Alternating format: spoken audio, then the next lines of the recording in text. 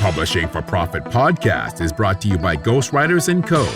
Earn more money by publishing better content and learn how to increase your thought leadership so you can build your brand.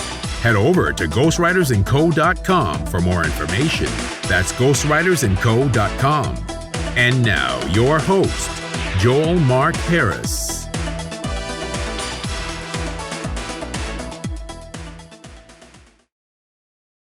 Hello, and welcome to the Publishing for Profit podcast. This is your host, Joel Mark Harris.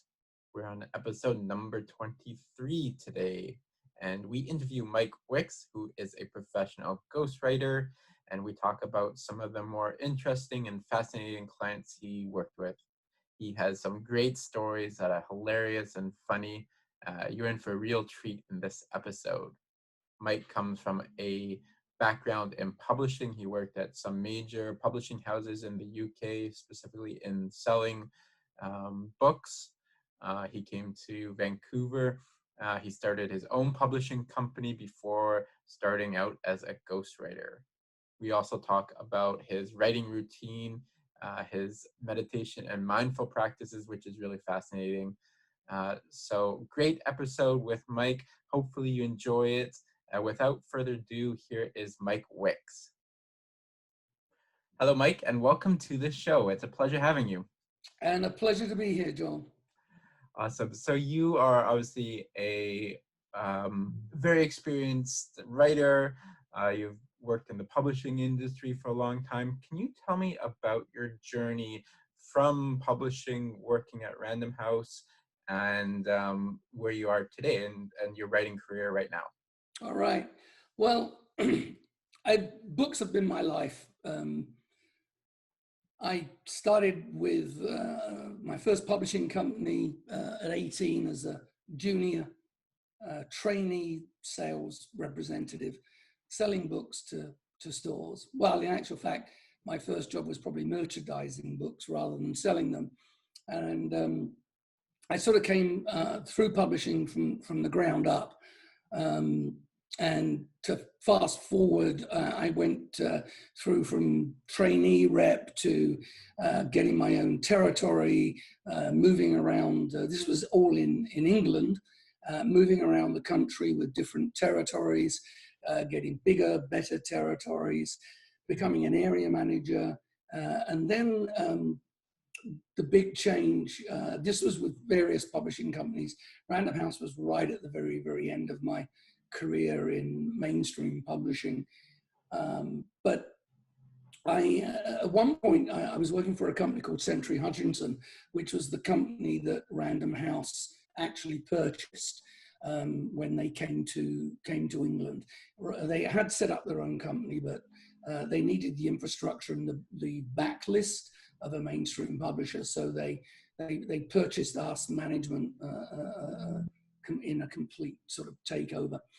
But I was working in a territory in the north of England, and I got it down to a point where I could do all of my circuit of customers with any given subscription period within 5 weeks, and we were given 6 weeks to do that circle. So in the 6th week, I started to look at other places to sell books that were not bookshops or libraries. And so I started going into wholesalers. This was, I think, pre-Costco, so, but similar to Costco type stores. I go into pet stores and sports retailers and all this sort of thing. And I realized that there was a market for books that existed outside the standard bookstores. And so I put together a business plan, and I couldn't believe it. The management in London said, yeah, we like this idea, come down and talk to us about it. And long story short, I set up the special sales division, which was the first of its kind, certainly in England. It was the first special sales division. And so we looked for markets for books that were outside of the norm. And that could be anything from a book like we did the Pimm's Book of Polo, Pimm's the drink, And we did social stationery for museums, and we did, the big thing we did, or I did, was look at the series of books that we were doing, coffee table books, on high-end knitting design patterns, which sounds sort of strange, but there was a guy called Keith Fassett, and Keith Fassett was on TV at the time in a program called Glorious Color, which was syndicated worldwide. And he was really quite this famous designer, and he did these amazing things. I mean, I'm talking about full-size coats that were hand knitted in high-end yarn. And so my department had this great idea to approach the yarn manufacturer to sell our books, which would have their patterns in. So we sort of combined the coffee table book approach with actual patterns produced by the company that Keith Fassett bought his yarn from. And at that time, you know, that type of book, we'd sell 3,000 or 4,000 copies at equivalent to, in money in those days, about $30. So these were expensive, beautiful coffee table books. And we, but we wouldn't sell a huge amount of them, but they were good, and they sold for many, many years. So they were good backlist titles. So when I started up the department, one of the first things I did was I made a trip up to see Rowan Yarns, which was back in my old hunting grounds in the north of England, and said to them, why don't you sell these books directly to the same stores that you sell yarn to? And they said, oh, right. Cut a long story short again, I started selling them 5,000 copies up front of every single book we published. And in return, they could put their own designs in. And we also then started calling the books the Rowan Yarns Book of, or whatever. And then I made the jump to, we did a machine knitting book. And machine knitting was always really a down market product. You know, it was for little old ladies wanting to do matinee coats for babies and things, and socks or whatever. But Brother, the company that did most of the knitting machines in those days, had wanted to go into high-end machines. So I put together Brother with, well, at that time it was Brother plus Jones. And I put them together with Rowan Yarns, and we did this book called the Rowan plus Brother plus Jones Book of Machine Knitting. And I sold Brother 5,000 copies in England and 5,000 copies in the US as well. So this became the most profitable book that at that time Century Hutchinson still had ever produced. It was incredibly profitable. And so here we were jumping from 3,000 or 4,000 copy sales to almost 20,000 copies in sales. And so that got me very interested in the whole publishing process. And at that point, Rowan said, and there were lots of other books that we did in between times, but Rowan then said to me, why are we buying these books from you? Why aren't we publishing them ourselves? And I said, well, because you don't know how. And they said, well, you do, come and join us, and we'll give you, 20% of the company that you can start, but we'll fund it. Well, I didn't have the heart to tell them I had no idea about publishing. I only was a salesman. That's all I knew. I knew how to sell. I couldn't publish. I knew nothing about publishing other than what I'd witnessed in all the years that I'd been publishing, which at that time was about 15 years. But I said yes, as you always do. You never say you can't do something. Oh, yeah, I can do that. And so over the next few years, I became a publisher. I learned everything from the ground up. I learned about conceptualizing a book, structuring a book, hiring writers, hiring photographers, getting the print, the best print done, getting the book designed. I just learned everything about publishing. and that was some of the best times of my life. Unfortunately, the parent company got into financial difficulty, and in the end, that sort of all came tumbling down, which is why I ended up coming to emigrating to North America. Not before I did a little bit of a stint in corporate sponsorship, primarily to do with books. So, so that's sort of the publishing route. And right towards the end there, Random House came on board. And so I was with Random House for about 6 months or so, running the same department as I was before they purchased the company. But it was a great moment. And we the first 2 books we published with Rowan Publishing Company Limited, both were great sellers. And we actually ended up getting a full-page review of the 2 books in the Daily Telegraph, which is one of the most prestigious newspapers, maybe after the Times of London in England. So, so then I came to Canada, and I didn't know what to do. Ended up doing some. The idea I was going to come here to do corporate sponsorship, but ended up doing economic development. With an incredible guy who was my mentor for many years, a guy called Ken Stratford. Just if you can't see it, but right on my desk I have a picture of him. He died in 2016, but he's right by my side and was always my great mentor. So I worked in economic development for a little while, and then the economic development organization that Ken ran started getting into helping young entrepreneurs through a government-funded program. And I set up that program and ran that program. And that sort of morphed me into writing business plans. And that morphed me into writing grant proposals and a whole bunch of other stuff.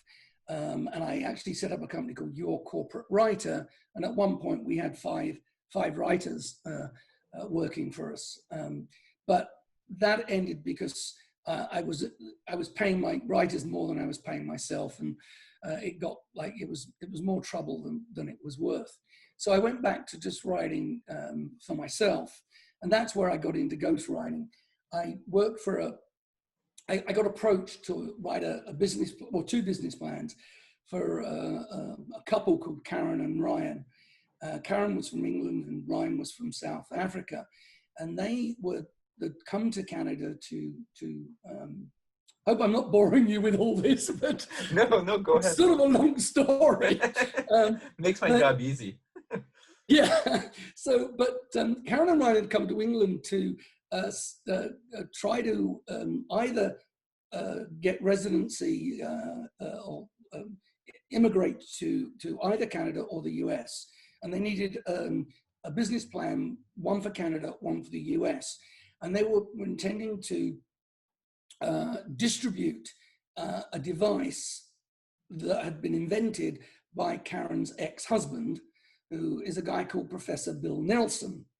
And if any of your viewers want to investigate Professor Bill Nelson, look up either Professor Bill Nelson or Desiree Dubonnet, and as in the drink on YouTube, and you will be astounded at what you find. And I'll explain that in a second. But after I finished the business plans for Karen and Ryan, they said, we want, we need a book written about this device that Professor Bill Nelson's produced. Would you consider writing a book? And I said, well, I've never written a book. I've written articles, but never written a book. This was back in 2000. And so I said, yeah, sure. I said, well, you'd have to go to Budapest in Hungary because that's where he is. And I go, yeah, sure, whatever, And they were an odd, delightful, but odd couple. And on the last day where we were putting the final touches and signing off on the business plans, at the very end, they said, oh, by the way, here you are. And they actually gave me an envelope. And I said, well, what's this? You've already paid me. And they go, oh, no, it's not money. It's tickets to Budapest. And so I went to Budapest, and I mean, I hadn't even got any plans. It was just like, you're going to Budapest next week. So I was like, whoa, this is not how we do business. You usually plan these things, and and I said, we haven't even got a contract yet. And they said, how much money do you want? And I told them, and they said, yeah, fine, no problem. And so I went to Budapest and met. Well, there's a long story here. I won't tell the whole story. But I was met at the airport by a bodyguard driving a Ford Aerostar with Quebec plates in Hungary. And he was scared of the police. And I eventually ended up at Professor Bill Nelson's house. And Professor Bill Nelson turned out to be a quantum physicist, quantum mathematician, a cross-dressing quantum mathematician teaching at Budapest University. And by day he was Professor Bill Nelson, and by night he was Desiree Dubonnet. And he created this machine called the Quantum Zeroid Consciousness Interface, the QXCI, which was supposed to be able to cure anything, including cancer and even autism, which was somewhat of a stretch. And so I thought I was there to write a book about the device. I ended up writing a book about him. It ended up not even being a ghostwritten book. He wanted my name on it, and it ended up being part fact and part fiction. And it was called The Promise Fulfilled. And you can still get it on Amazon, I believe. God knows how, but you can. It was the most weird experience of my life. I mean, he had an illegal transvestite nightclub in Hungarian resistance tunnels under the apartment block that he owned on the outskirts, the very rough outskirts of Budapest. And so that trip was the scariest trip ever, but it was a baptism of fire into what I thought was ghostwriting. At the end of the day, my name ended up being on the book, so I sort of authored the book. And that was it. That's how I really got into writing. It's a long story, but that's pretty much the journey from being a trainee sales rep to being a published author and established ghostwriter. There's so much to unpack there. I'm gonna dissect it in little parts in a bit, but one of the things with ghostwriting is there's always a fear, like a lot of, especially the clients that I take on, there's illegal activity, there's things that they're not proud of, there's certain risks involved in exposing these stories. Was the professor worried that this book would have undue attention to his activities? Oh yeah, that's why he put my name on it. I mean, he had 2 bodyguards, and he lived on the top floor of this apartment block, and there was a fireman's pole from his apartment on the top, his penthouse apartment on the top, to the next floor, that was hidden in a secret passageway so that he could escape. Yes, he'd upset a lot of people, especially the big pharma companies, apparently. So yes, it was. There was always some risk. I no longer really get involved in the more risky ventures, and I know that you've taken on a couple like that yourself. I'm too old, Joel. I'm old and too long in the tooth to want to do that. I can't run as fast as you. I mean, I bet you could outrun me. It's like anything else. If you're in the forest and a bear comes, you don't have to outrun the bear. You just have to outrun the people you're with. So I want to talk about publishing companies. And it sounds like what you were doing was very entrepreneurial at the time, and establishing joint ventures with other companies. And publishing companies are known for being very old school and not willing to change. And it sounds like if they had embraced some of the some of the activities that you were doing more wholeheartedly, that they would be in a better position to compete with companies like Amazon that are very entrepreneurial. Can you talk a little bit about that, and do you believe that if that was actually the case, that publishing companies would be in a better position than they are today? Oh, undoubtedly. I think it was sort of probably around 2008-9. The publisher just lost the plot, in my opinion. They started. I was just thinking about the past, but let's stick with the future for now. I mean, they started not wanting to take any risk at all. So they only started dealing with authors that had social media followings. And it used to be like 20,000. They wanted you to have 20,000 followers. Then it was 50,000 followers. Recently, I heard someone say they're now looking, for any author to have 100,000 followers, and they expect the publisher, the author, to do a lot of the marketing. It wasn't like that in my day. When I was working in mainstream publishing at Century Hutchinson and then Random House, we used to look for talent.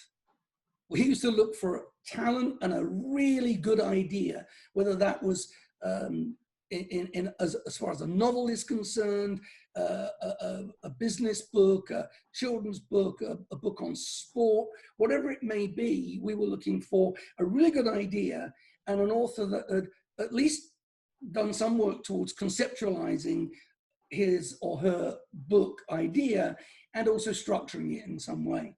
And then we would take that from there, and we would, obviously we would have highly skilled editors that would help work through the book with the author to make the book readable and accessible to the general public. And then we would market the heck out of that book. And we did that with a lot of authors that are well known now. We created those authors. It's not that, it just doesn't happen now. Trying to get a book published as a first-time author is extremely difficult. It's not impossible, but it's extremely difficult. And they have this myopic view of publishing. And, yes, if you're a Kardashian, you can get a book published, but is it any good? So I think that one of the ways that they could really look at things is to be a little bit more creative and innovative in how they approach books, especially in my area. I don't write novels. I predominantly do business books, how-to business books, prescriptive business books, business memoirs.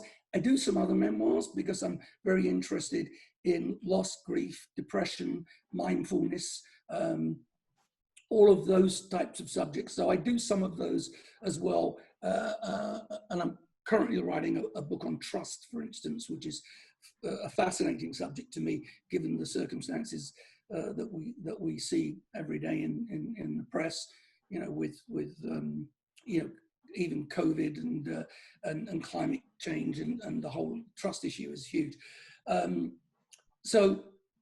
But if publishers could take some time to create alliances with organizations that would sell books, that they could pre-sell huge amounts of books. If it's a business book, like I recently co-wrote with, it was originally going to be a ghostwritten book, but in the end, the author wanted my name on it. We wrote this book called Built Not Born. It's a self-made billionaires no-nonsense guide for entrepreneurs. And he actually got his, the company that he founded, he's still chairman of the board, but he's no longer the CEO. But he talked to the CEO. In fact, I was with him at the time. So we talked to the CEO, and they actually bought, I believe, about 60 or 70,000 copies of a special edition, a softcover edition, to give away to their customers. and to their new customers predominantly, and to some staff. And so that's a great way to get to the point where you've got some pre-sales. You're already making a bit of a profit before you even put the book into the bookstores. And also, all publishing is economy of scale. The more you publish, the more you can print, the cheaper the unit cost. So that's why we used to do book clubs so much in the past, in the mainstream publishing days, the heyday of publishing. We almost give about 80% discount or 95%, 90% discount sometimes to a book club that would take 45,000 copies of a hardback, because that 45,000 lowered our unit cost tremendously. So we made more profit on the copies that we did sell to the bookshops. So yeah, I think that the publishing needs to be more creative. What do you think? Because there seems to be some sort of mind shift or mentality shift where they would take on these authors and they would actually invest in them, and now they're not. They just want a sure thing. What do you think was it Amazon that was the deciding factor in that? Were they just scared to have the same business model? And what do you think went through those publishing CEOs' minds? It's difficult to say, but because it happened, when we had the huge, massive economic downturn, and mainstream publishers laid off a lot of editors. I don't think they had the staff to do that anymore. And I think they just realized that it was probably a lot easier to do that. I mean, it's not to say that there aren't still a lot of excellent books coming out, but more and more they are coming out from a very select group of individuals. And I think what the publishers are missing is some pure and raw talent that is out there, and some people that have got, some authors that have got some phenomenal ideas and depth of knowledge that don't have that prerequisite social media following. And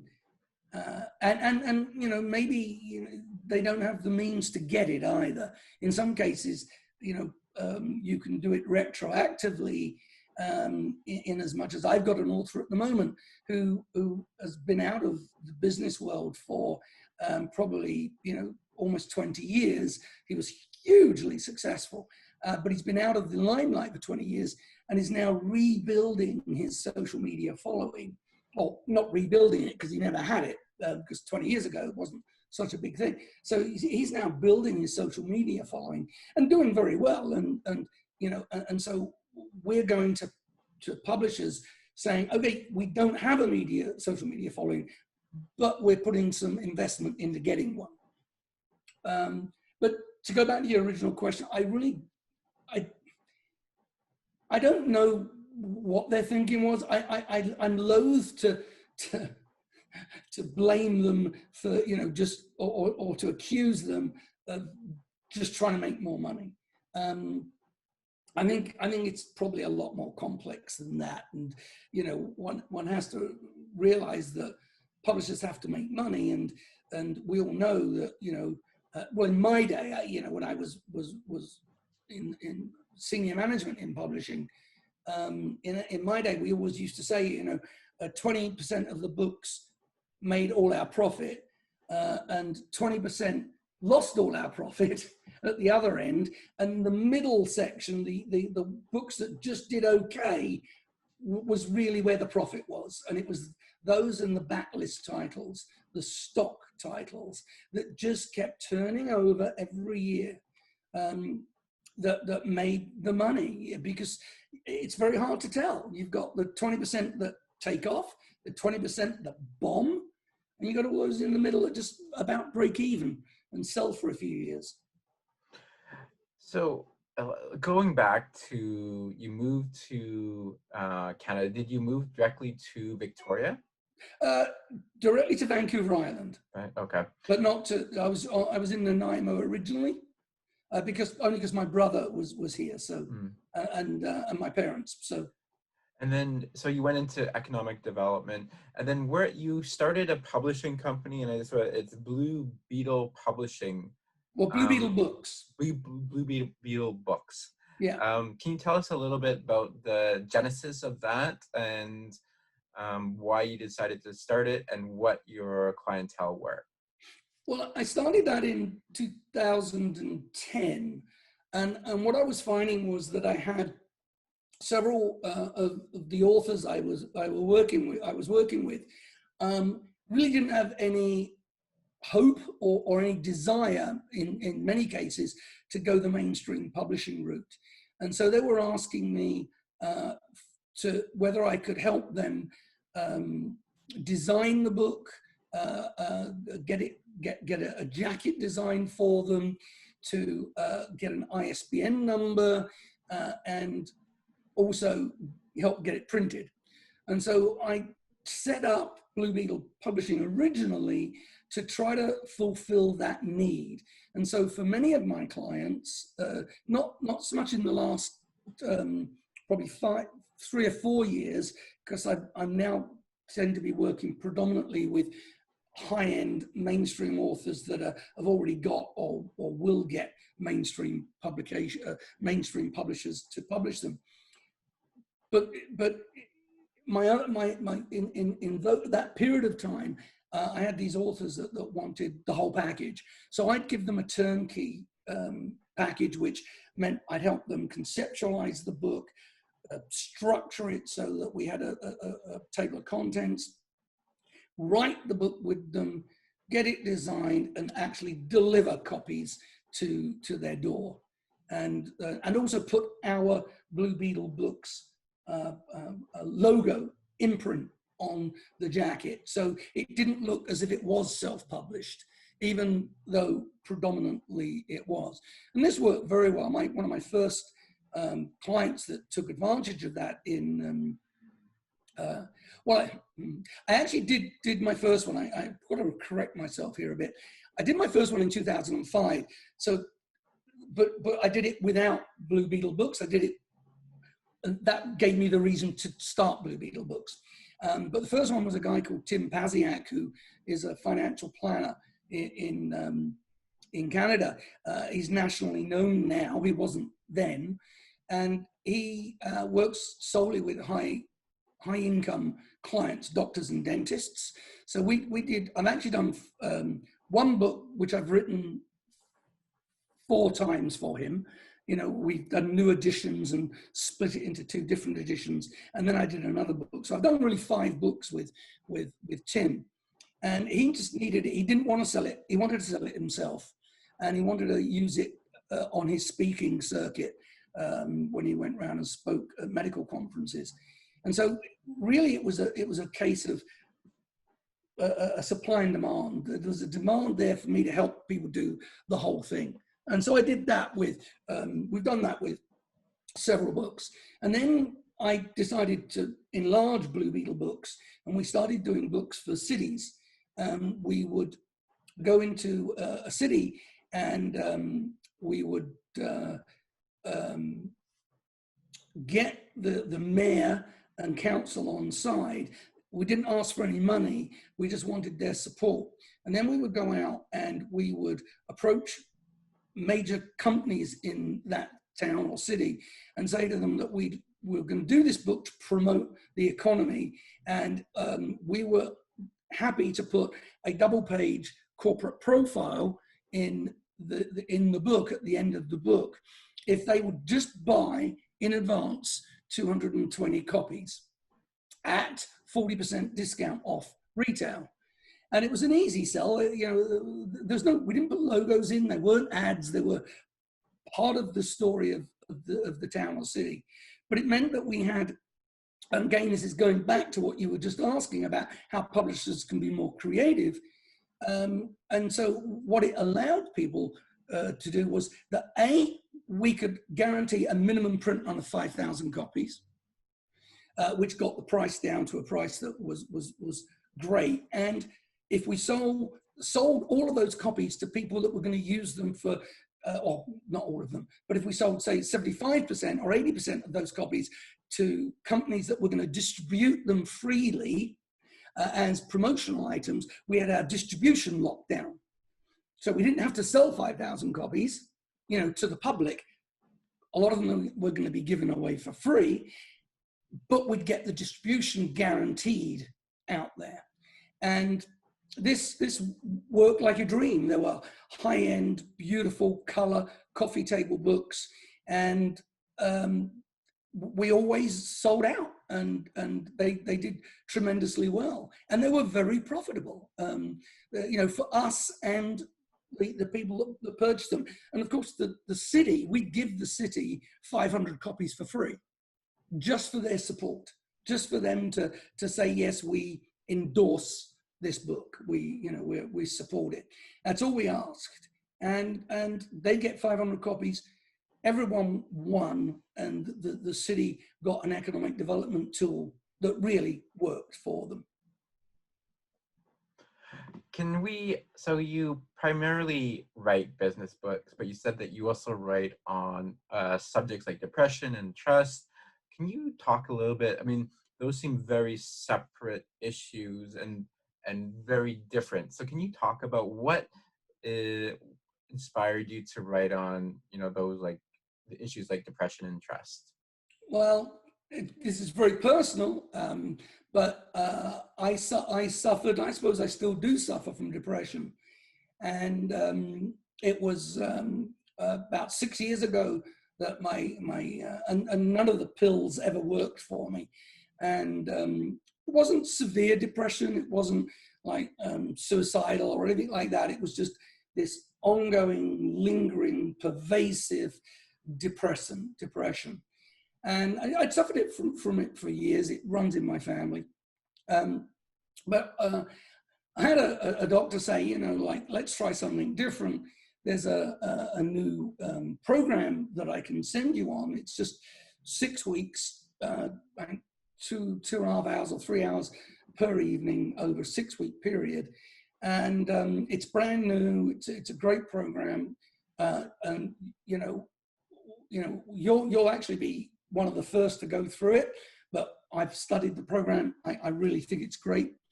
And so I went on the program, and I met, a group of other people who were going through similar stuff to me, and some of them weren't depressed. They had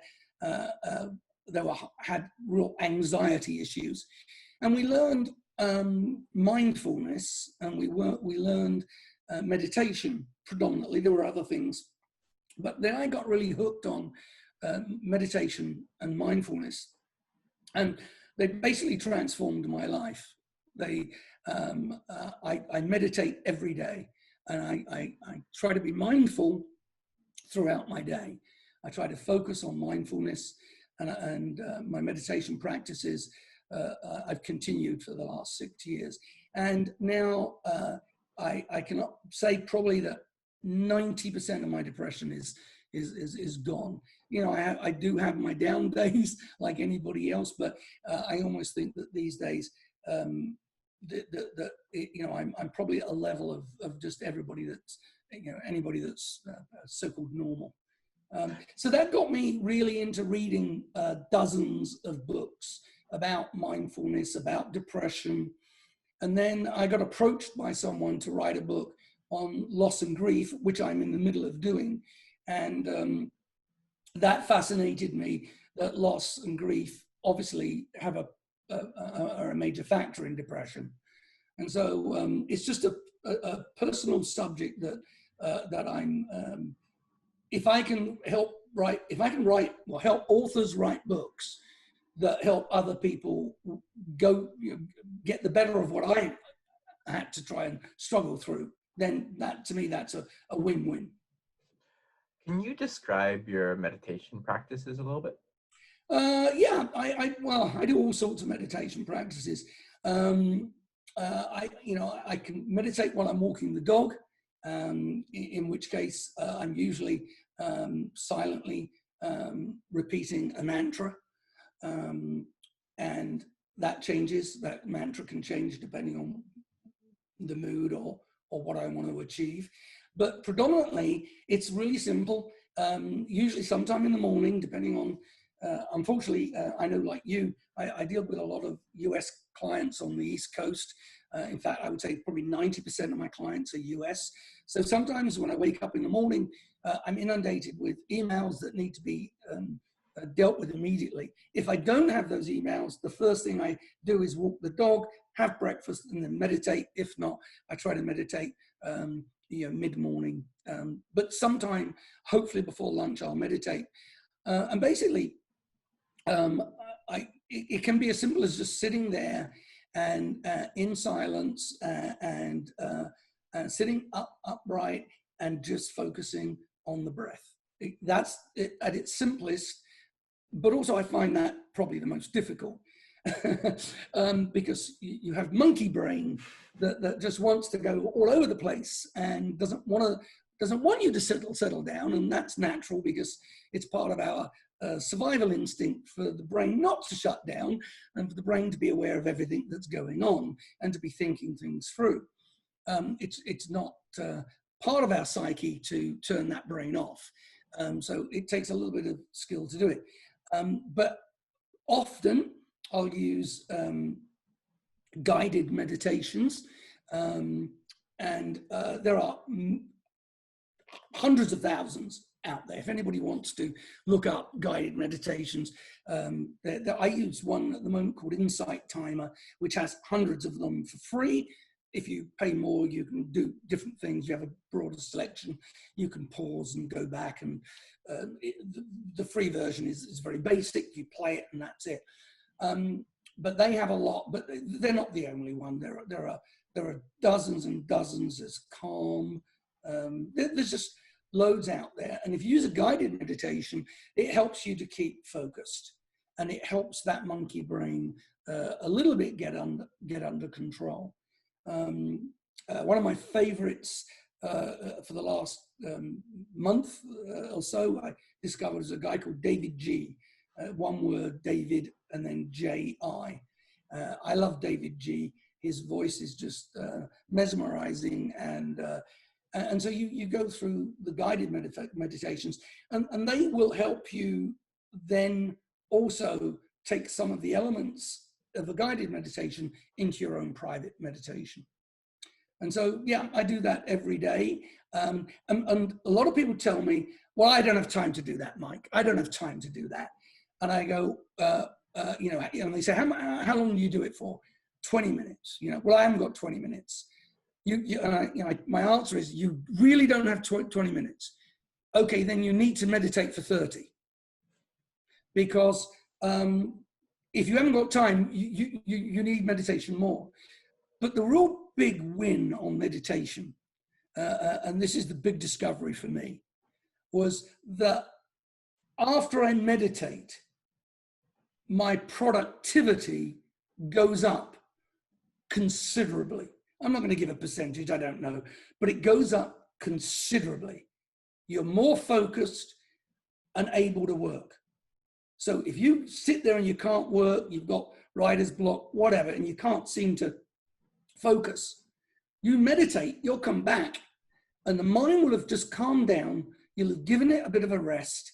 You'll go back, and all of a sudden, you'll be focused, and you'll find it all comes a whole lot easier. So if you haven't got time to meditate, you need to meditate more. I think now would be a good time to talk about your writing practices. Do you write every day? And if so, what time do you like to write? I treat writing as a job. I have a really nice home office. It's big. It's like, 300 square foot office with its own bathroom and storage room in my house. So it's great. So my commute is very quick. It takes about 30 seconds. And I treat it just like a job. I get up, I take the dog for a walk, I have breakfast, I go and brush my teeth. I come down usually by 8:30. And then I put a full day work as if I was in an office. I have a coffee break at 10:30 usually, which is why I suggested 11 for this. I have my coffee at 10:30, 15 minutes in which I read the Times columnist funnies, the comics, and switch off. In either just before coffee or just after coffee, I'll do my meditation. And then I go right back into the whole afternoon. I have a bit of a break about 4:15 to walk my dog, which is also another form of meditation because you get out, you get some fresh air. Then I come back and I do another hour or two. So I work just a full day. I suppose if I was in an office, walking the dog might be a little, if I was in a commercial office. But other than that, I work every day. And the problem with being self-employed, of course, is you work on vacations as well. I just had a week away with my grandson, my wife and my grandson. And unfortunately, they had to go down to the beach a few times while I did 2 or 3 hours of urgent work. So if you were working for someone else, you probably wouldn't do that. But I'm a real horrible boss.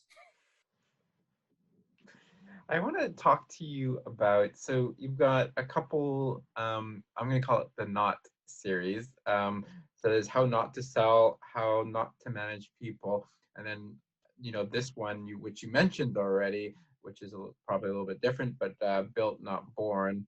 Can you talk a little bit about those books and why you wrote them? Well, Built Not Born was I got approached by a writing agency, which I'd put my name for. Well, actually, Marcia Layton-Jones of the Association of Ghostwriters, who she put me forward for working with a New York City agency, and so they approached me with a sort of a difficult job. To work for a multi-billionaire to write his book. And the difficulty was that the chap wasn't really computer literate, was an older gentleman, and really didn't want to do it by phone, and so wanted someone to go down to Florida and be there for a couple of months. And so it was a tough one, and I put my name forward and managed to get the job. And I wanted to do it because it sounded fascinating. His main home is in Naples, Florida, and his second home is in Rochester, New York. And so the idea of going down to Naples for a couple of months to work in the sun in winter didn't, and this was January, didn't sound too bad at all. And so I went down, and he was a tough guy. He was a irascible sort of tough guy. But I ended up loving the guy, and ended up in total, I've probably been down to Naples and Rochester. I've probably spent over 3 months on site with Tom. And I recently just finished his autobiography, The Italian Kid Did It. And that is going to be published in 2021. He's not chosen the publisher yet. He has offers, and they're still under negotiation. But what I can say is that it will be published, and in late 2021. So that's been great. I wrote 2 books for him, Built Not Born, and then the autobiography. It was just going to be a business memoir, but it was too big a story, and the agent, literary agent, wanted the business side told first. So that's sort of why we did that. The how-to was, funny enough, it's by, I was approached again through the agency to be commissioned to write these 2 how not to books. These are fascinating. These are not ghostwritten. These are purely under my own name. And there's going to be initially, I think, 4 how not to books in the series. I wrote 2 of them on subjects that I knew well. One was sales, and one was the management and leadership, well, predominantly management. 2 subjects that I've well, sales, I've been a salesperson all my life. Management, I've done a lot of management over the years, managing teams. So I felt that they were both subjects. But HarperCollins Leadership, who's publishing them, had this great idea for this series that was going to take a more light-hearted look at the topic and start with each sort of, well, have about 40 different how not tos, things that you really shouldn't do if you're selling or whatever. And the idea was that we tell a story about someone who did it all wrong, that was disastrous. And then at the end of that, say, okay, what could this person have done better? How could they have prevented the disaster from happening? And so I went out and I had probably, for the sales one, I had probably at least half the stories that were my own stories or stories that I'd heard or seen firsthand. And the rest were people I reached out to through, have you ever heard of Harrow? Help a reporter out. Of course, yeah. So I went through Harrow and put a request out there and got several people that were in sales management or had been sales reps who came back and said, oh my God, yes, Mike, I had a disastrous sale once, and there were some hilarious stories. Some I couldn't even put in the book because they were more to do with a dog poo on their shoe going into a sales presentation, which, although funny, is not something you can do much about. Not instructive, yeah. If you don't recognize it until your feet are under the boardroom table. So it was hilarious. And so the book is very lighthearted in that way. You've got all these stories of just stuff that people do completely wrong. They just go about things in a total wrong way. But how to also to figure that out, and what you could have done, what you should have done that maybe would have helped you get the sale. Management, same thing. Horrendous management stories. A lot of them, again, from my own direct experience. A lot from I have a friend called Ingrid Vaughan, who is an HR consultant, and so she gave me some awesome stories. And we changed all the names and the places and even countries to protect the guilty, and the innocent, I suppose, but also very much the guilty. And they are lighthearted. They're very short books. They're only about 145 pages. They're quick reads. They're meant to be the sort of read that you could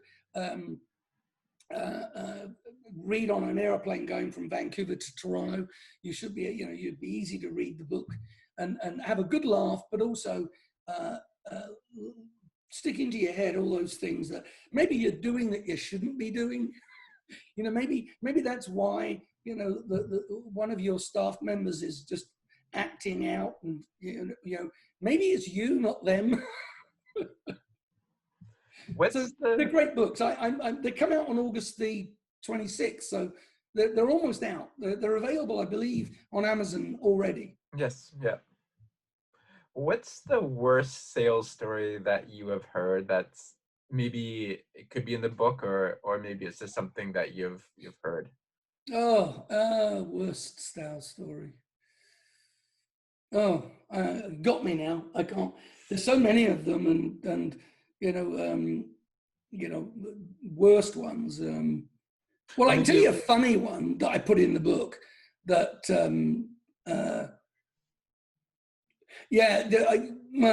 it's not really, you don't learn much from it, but it was very funny.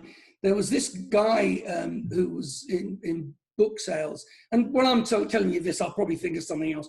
But The trouble is when you write books, Joel, as you know, you write them and then you forget them because you can't have all that sort of stuff in your head while you're trying to write the next book, you know. So you sort of push it out. But there was one lovely story that I put in the book about not being pompous.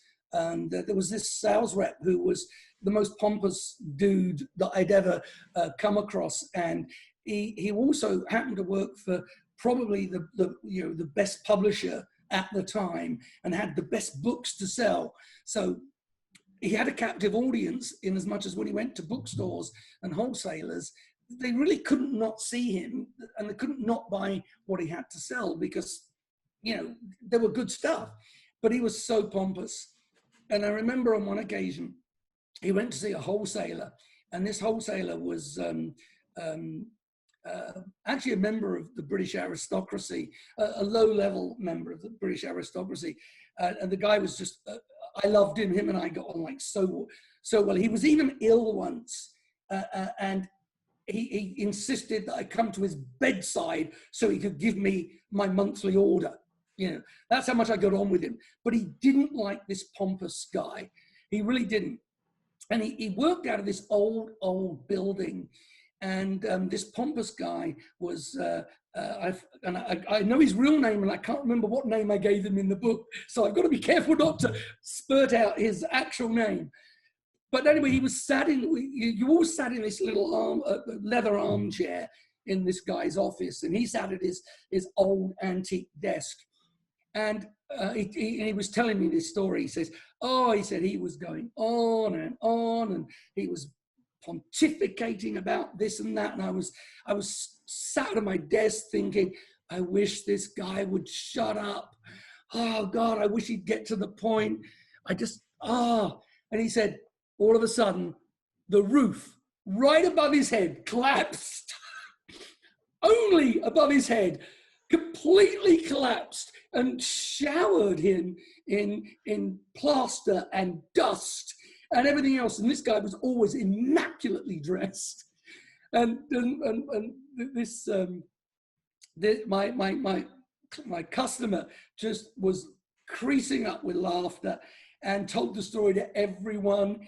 And the rep in question demanded that the guy bought him a new suit, and he said it was the best money I ever spent. So, don't be pompous. That reminds me kind of like Eeyore and the cloud, the rain cloud that kind of follows him around. Yeah. There's stories like that in there that really point to certain issues that you got to be really careful when you're selling, that you're not boring someone to death and just being pompous. There's a certain humility that you need when you sell. So that was to me, that was one of the funniest stories. That's a great story. That I did name in the book because I know he'd love it. A guy called Tom Elliott, who had a sales manager that was just awful. And he accidentally ran him over. So that again is that I can't remember if that's in the management book because it was about poor management as anything else.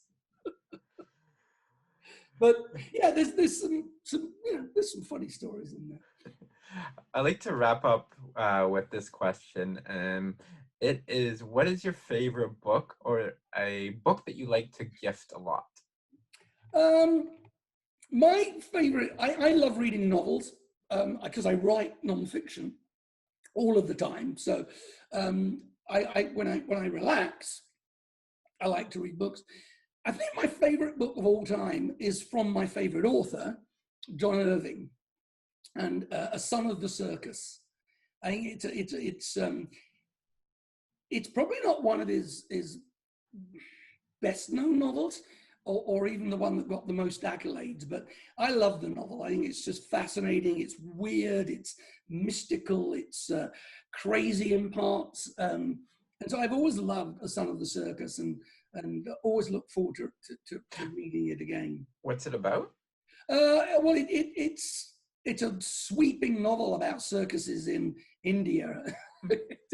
and people and attitudes and oh yeah, it's just very interesting. And nonfiction, I'm going to surprise you, and I had to think about this a bit because I knew you'd ask, and I had to think about it a bit. And nonfiction books are ephemeral. What you like is your favorite book today may not be your favorite book tomorrow. Your opinions change, and your perception changes, your perspective changes, and so it's all different. And so when I really came down to it, I thought, what's the one book I'd want to take to a desert island? And it's fun enough, it's a book, I don't even know if you can even get it anymore. It's Paul Graves' Golden Treasury. And it's a book of poems, of classic poems. But not always the obvious ones. It's got a lot of different ones in it for over a lot of different periods. And so that's a book that I pick up on an extremely regular basis and have done since I got it given to me at school. And as you can see, I'm long past school days, and so this book is over 50 years old, and I still absolutely love it. The other reference book I love, again, typical just being a writer, is the Chicago Manual of Style, which you've probably got sat on your shelf, which is the style guide that publishers rely on. And but I do like it. I love dipping into it, and whenever anything comes up that I haven't maybe come across ever or for a long while, some arcane piece of grammar or capitalization or whatever it may be, I love dipping into the book. And it's very risky for me, because once I pick that off my shelf, which is literally just off here, there's a bookcase just here, guys, and it's there. If I dip into it, an hour can go by and I realize I'm not writing anymore. I'm just looking at grammar and punctuation and other weird stuff, like how military ranks have to be, referred to and things, Fascinating book, but boring to most people, I would imagine. Well, Mike, it's been a pleasure. For people who want to reach out to you and contact you, where's a good place for them to go? Just go to my website, www.mp, for Michael Peter, mpwicks.com. And if you email me, I get like about 200-300 spam messages a day, because I wrote a column for a business magazine for 10 years, and my email address was always at the bottom. And unfortunately, they decided a few years ago to publish 10 years worth of my articles with that address on the bottom. And so it got mined, and therefore I had to set up a spam filter. So you may get a spam message, but I usually check them, or you can answer. It'll come from a company called Spam Arrest, and you can just click a button and it will still get to me, or use the contact form on the website. Happy to talk to anyone. One of the things I believe is that if anybody calls me, I'm always happy to give them advice, even if I can't do the book, or it's not for me, or I'm too busy, which I usually am. I'm always happy to give advice and help, and also pass on names of other ghostwriters that I know who I think would be suitable for that particular book. So always happy to give advice. Well, thank you so much for your time, Mike, and have a good day. Thank you. Thank you for having me. Bye. Thank you for listening to Publishing for Profit. Please like and subscribe on iTunes, Spotify, or wherever you get your podcasts.